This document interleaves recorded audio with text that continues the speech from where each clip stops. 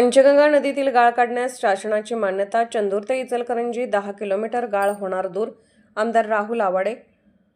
इचलकरंजी येथील पंचगंगा नदीमधील चंदूर ते इचलकरंजी या 10 किलोमीटर लांबीच्या नदीपात्रातील गाळ काढण्यासाठी शासनाने मान्यता दिली आहे. या निर्णयामुळे नदीपात्रातील गाळाचा प्रश्न मार्गी लागणार असून पावसाळ्यातील संभाव्य पूरस्थिती कमी करण्यास तसेच नदीपात्राची वहन क्षमता वाढण्यास मदत होणार आहे, अशी माहिती आमदार राहुल आवाडे यांनी दिली. चंदूर ते इचलकरंजी या दरम्यान एकूण 10 किलोमीटर लांबीच्या नदीपात्रात मोठ्या प्रमाणात गाळ साचला आहे. त्यामुळे नदीच्या प्रवाहावर परिणाम होत असून पावसाळ्यात नदीपात्राची पाणी वाहून नेण्याची क्षमता कमी होत असल्याचे निदर्शनास आले. या संदर्भात मागील आठवड्यात जलसंपदा मंत्री राधाकृष्ण विखे पाटील यांच्या दालनात बैठक झाली होती.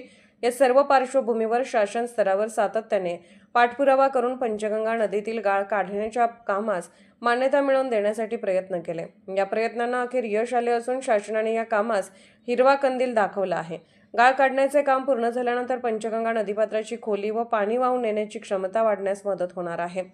त्यामुळे चंदूर इचलकरंजी परिसरातील नागरिकांना याचा मोठा फायदा होणार असून पूर परिस्थितीच्या दृष्टीनेही हा निर्णय महत्त्वपूर्ण मानला जात आहे, असेही आमदार आवाडे यांनी सांगितले. जलसंपदा विभागाचे अवर सचिव सुम जगताप यांनी आदेश जारी केला आहे.